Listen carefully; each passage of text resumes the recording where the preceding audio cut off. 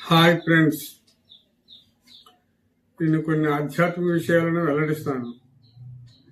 మానవుడు పరిపూర్ణతను సాధించాలి. దానికి నీవెవరు, దైవం అంటే ఎవరు, మోక్షం ఎవరికి అనే వాటిని పరిశీలించాలి.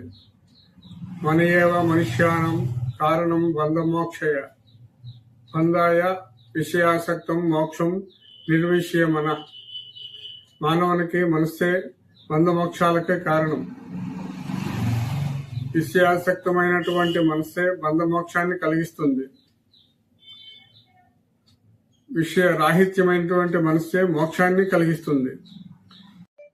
ఈనాడు మానవుడు అంతులేని ఆశలకు చిక్కి చేయరాని పనులను చేసి ఆత్మచింతన లేక ఈ కనిపించే సర్వ జగత్తు సత్యమని తలంచి చివరకు దేహం చిక్కుపోయి శిథిలమైనప్పుడు దేవుని గురించి తలపిస్తున్నాడు. ముసలితనం వచ్చినప్పుడు చెవులు వినబడక, కాళ్ళు నడవలేక, కన్నులు కనిపించినప్పుడు దేవుని గురించి పరితపిస్తున్నాడు.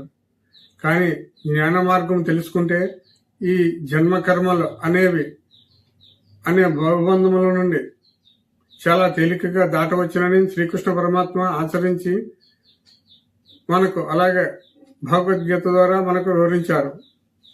ఈ విశ్వంతో సహా మన కంటికి కనిపించే క్షరాక్షరములన్నీ మాయే అన్నారు మన పూర్వీకులు, పూర్వ ఋషులు, మునుపొంగువులు.